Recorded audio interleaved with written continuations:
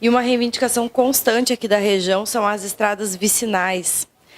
Elas também entram nesse plano ou as áreas rurais ficam fora? Só urbano mesmo? Só a questão urbana é o foco. É o foco. As áreas rurais, elas têm alguma... Não sei se tu te recorda, Christian, melhor, mas eu acho que as áreas rurais, elas não têm muito... Não estão contempladas no plano como principal objetivo.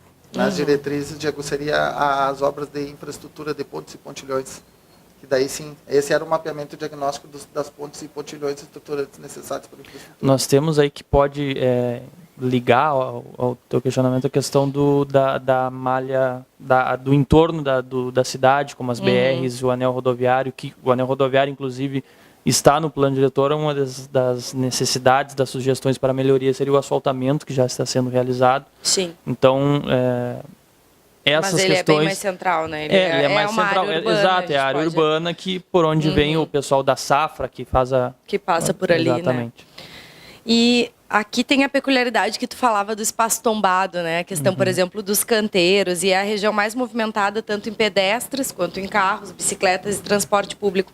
Qual seria a melhor forma, então, que vocês acharam ou estão ainda encontrando, né, de equilibrar, manter a mobilidade sustentável com essa demanda tão específica que é o tombamento, por exemplo, dos canteiros, né? Sinalização. Tu tem que investir, por exemplo, aquele exemplo que eu citei ali do Espírito Santo. Ali, para tu fazer uma troca de mão, de vias, vamos pegar a General Osório, vamos fazer para o telespectador conseguir visualizar. Ela hoje é uma mão, o Espírito Santo, quem vem da Avenida Espanha, quem vem ali daquela Zona Norte. Exatamente, ela vai estar descendo e quem está aqui, tendo a Câmara como exemplo, está subindo. Teria que escolher um sentido. Vamos dizer que ela seja toda sentido norte. Tu vai subir sentido norte. Tu vai ter que trocar na esquina, vai ter que ter semáforos para tu poder trocar, cruzar, como em Porto Alegre tem áreas com canteiros lá. Para tu fazer a troca de mão, de pista, tu vai ter que ter semáforo. Enquanto um sobe, o outro vai ter que estar parado. Esse vai ser o meio de tu conseguir conciliar o nosso tradicional canteiro nas avenidas aqui, uma peculiaridade da nossa cidade, com a mobilidade.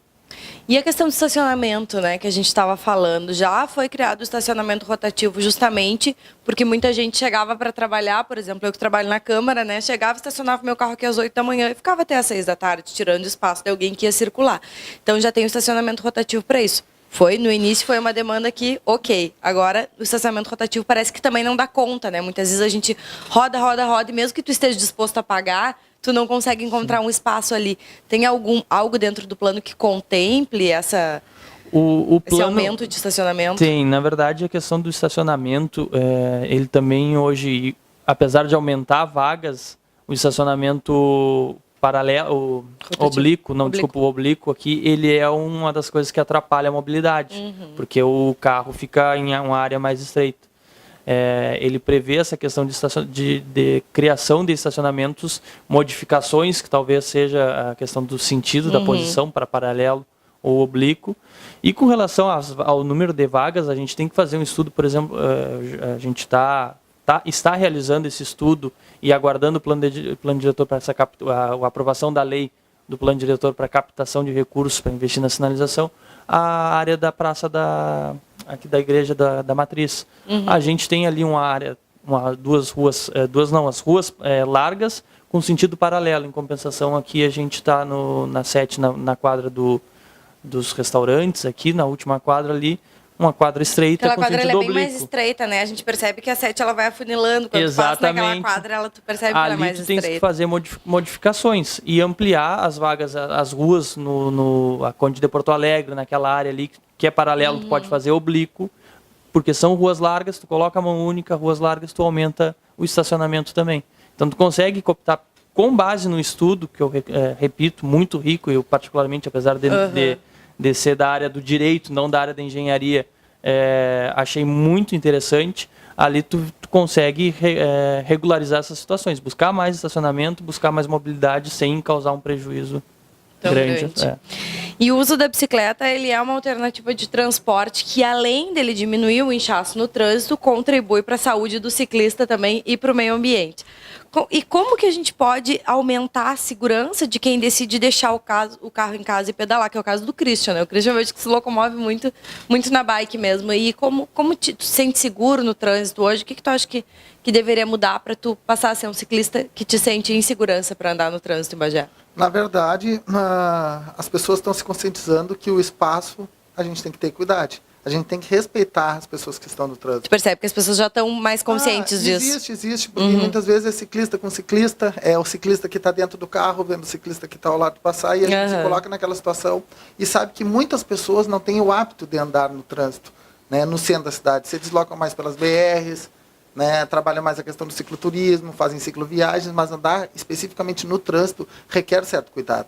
Então, as pessoas que já têm mais habilidade, que são os trabalhadores, tu nota que eles têm toda uma expertise, eles observam quando vem um ônibus ou o transporte coletivo vem vindo, tem que ficar porque o espaço é reduzido. Há essa consciência.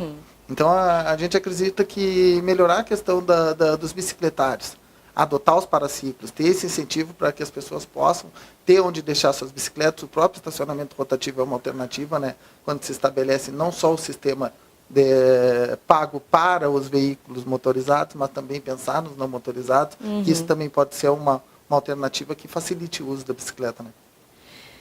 Sinaleiras, mini-rótulas, mudanças desse sentido, quais ações de curto prazo podem ser aplicadas para diminuir os gargalos do trânsito em Bagé? As mudanças de sentido.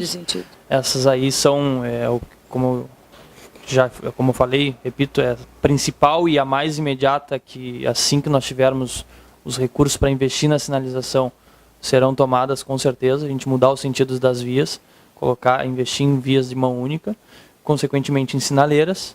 Mini-rótulas, a gente tem que fazer um estudo mais amplo com as pessoas, com o setor de engenharia da prefeitura, para não cometer e educar as pessoas para usarem, né? E educar, que a gente tem esse sério problema aqui na nossa cidade. O pessoal não, por mais que já existam várias rótulas e mini-rótulas, o pessoal parece que não se habitua, não se educa, mesmo sendo bem sinalizadas. Eu não me recordo de alguma rótula que seja mal sinalizada. Acho que a maioria delas na cidade são bem sinalizadas e o pessoal tem uma certa dificuldade.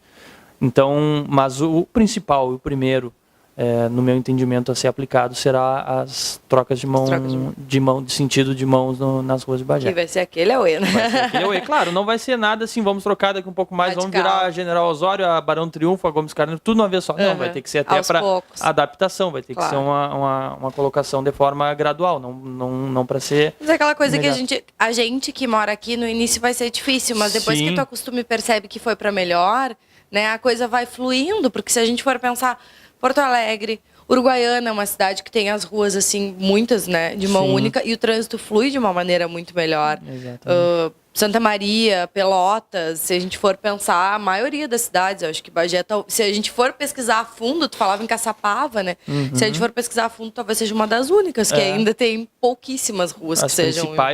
As principais ruas não são de mão única. Nós temos algumas correções que estão sendo feitas e vão ser ampliadas nesse sentido, mas vai chegar um momento que nós vamos realmente definir e enfrentar que isso vão ser ruas de mão única e o pessoal, infelizmente, vai ter que... Mas tem todo aquele tempo de adaptação, né? Claro. Antes de, por exemplo, de cometer uma infração de trânsito, entrar na contramão, vai ter a orientação. Exatamente, os agentes terão que sinalizar, como eu digo, investir em sinalização. E os agentes estão ali para orientar, para poder ficar ali, o pessoal ver que o motorista... entrou na contramão, se perdeu, ele organizar o trânsito para não cometer nenhum acidente, orientar para não fazer a infração e não autuar o motorista, porque foi uma coisa que chama muito a atenção de quem vem de fora, né, em Bagé, são os postes, né? A parada no poste, né? Tem alguma alteração, algum plano de alteração do famoso poste? Acaba se encaixando no mesmo contexto dos canteiros, né? É também uma peculiaridade nossa. Eu não conheço outra cidade que tenha o poste. Não. Inclusive, a gente conversando, ele é um equívoco até no próprio trânsito. Esse de tu parar no meio do poste não existe. Se os agentes que resolvessem autuar, eles estariam corretos. Porque não tem essa previsão legal. Mas tu pega, tu vai para tu fazer isso, tu vai ter que sinalizar. Os postes, eles envolvem um investimento muito maior, porque tu vai ter que mudar toda a estrutura elétrica da cidade. É um recurso muito grande que ao curto prazo não vai acontecer. Uhum. A questão, Bruna, que eu gostaria de ressaltar, a questão da segurança no trânsito, é aquela a observação dos itens de segurança. Capacete é necessário, a sinalização noturna, questão de sinalizar, se comunicar com os motoristas, que muitas vezes resolvem. E o que a gente percebe, eu percebo muito como motorista, né? Não sou ciclista porque sou péssima andando de bicicleta, mas não vou aderir ao transporte limpo. Mas, na verdade, o que eu percebo muito é que assim, tu tá de bicicleta, mas tu tem que seguir as regras do trânsito. Muitas vezes a gente vê o ciclista na contramão, né? Perfeito. Ele vem na contramão.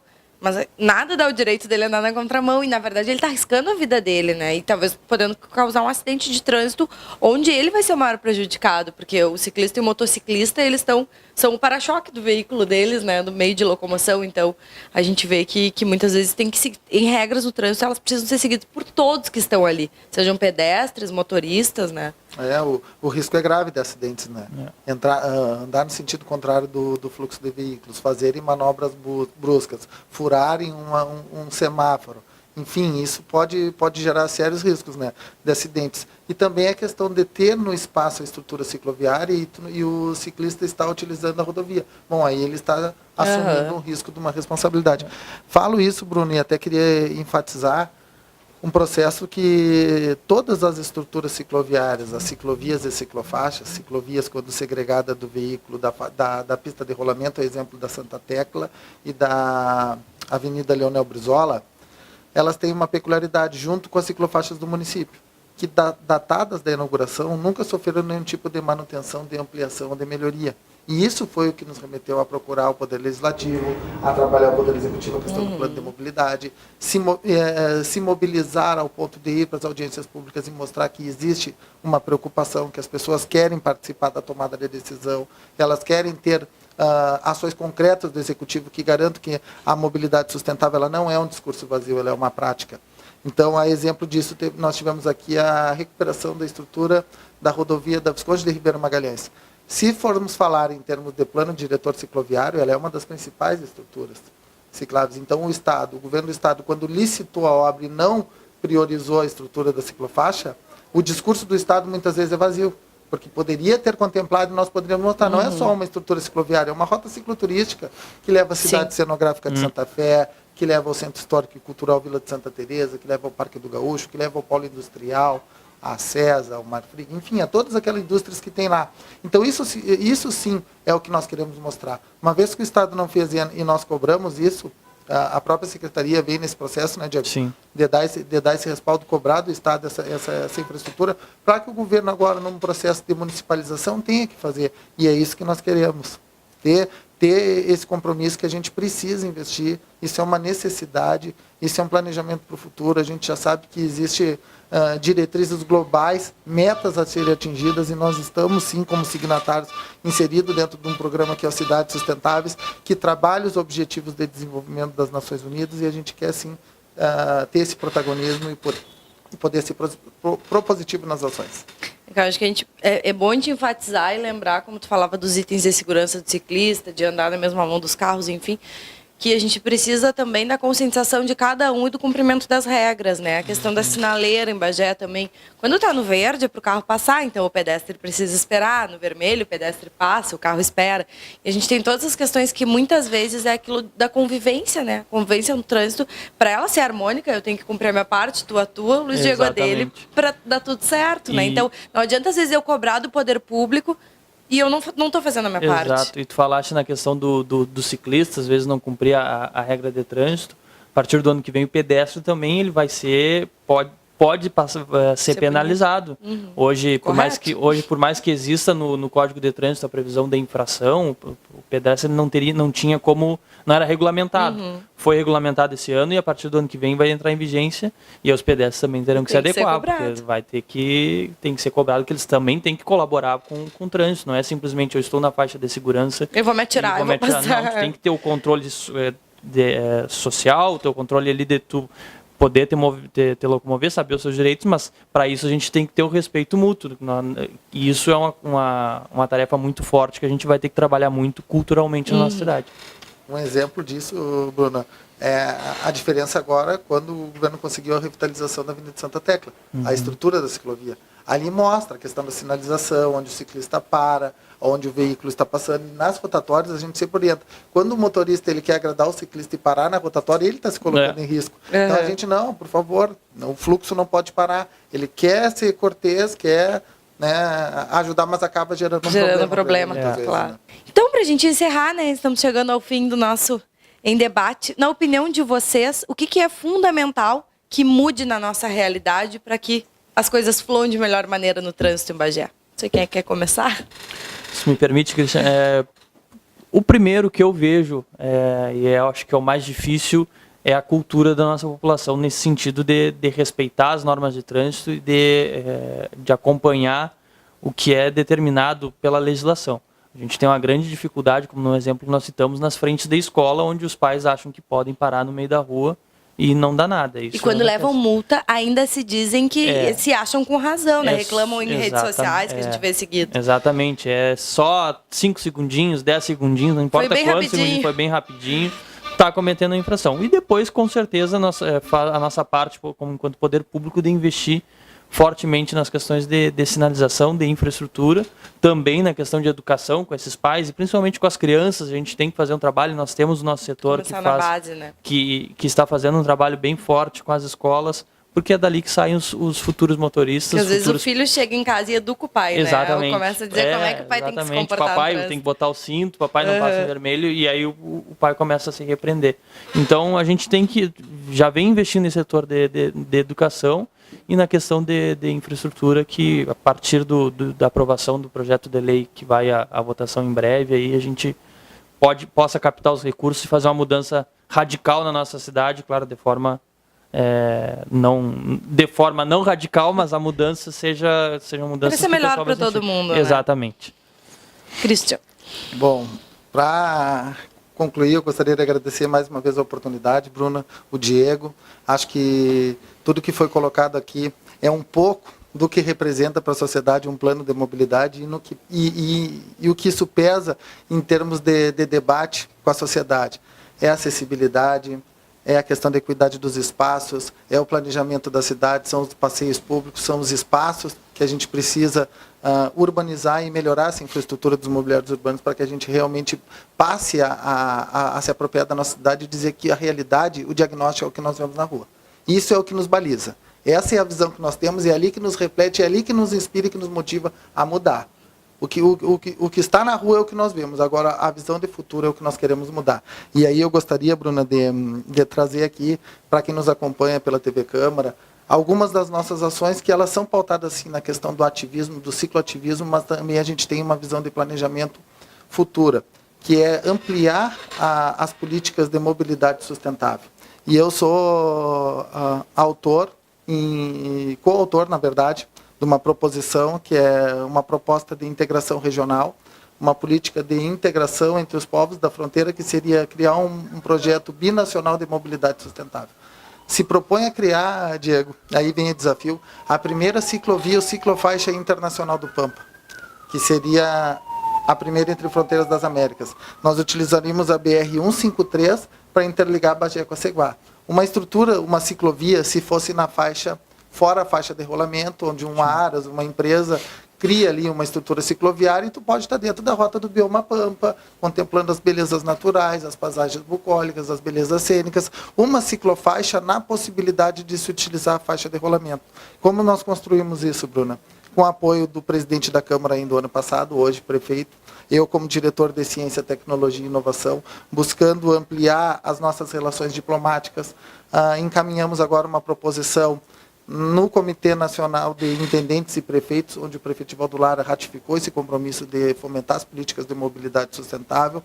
Agora, recentemente, no título de doutor honoris causa, que o José Alberto Mujica recebeu pela Universidade Federal do Pampa, nós estivemos lá, entregamos pessoalmente um documento, um ofício para ele, pedindo o apoio dele, junto ao Parlamento do Mercosul, onde nós queremos formalizar através da Comissão Mista Permanente de Assuntos Internacionais da Assembleia Legislativa do Rio Grande do Sul, tal como a Comissão de Relações Exteriores da Câmara dos Deputados, uma proposta diplomática entre a República Oriental do Uruguai e o Brasil, onde o DENIT pode ser um parceiro e a gente possa, assim, estar ampliando esse modal, mostrando, Diego, que quando nós temos uma visão de pedir uma ciclofaixa na cidade, uma revitalização de uma ciclovia, isso é nada mais, nada menos do que nós merecemos. E quando nós pensamos uma política inovadora, interligar um país com o outro e ter esse protagonismo de dizer o que nós queremos, qual é a nossa visão é uma visão de política como cidadão, que hoje estou num cargo público, sou relacionado a uma entidade que trabalha as políticas de mobilidade sustentável, mas cabe sim a cada um de nós, nesse momento, assumir a responsabilidade e mostrar para o país que é a democracia representativa, mas é a democracia participativa, é o controle social, são as audiências públicas, são os fóruns de debate, é isso que vai fazer a diferença com que a gente possa realmente descentralizar a tomada de decisão e mostrar para a sociedade o que nós pensamos. É bem. Muito obrigada, então. Agradeço o convite de vocês, a disponibilidade de estar aqui debatendo conosco. E se você tem uma sugestão de assunto para o Em Debate, mande para nós. Voltamos na próxima semana.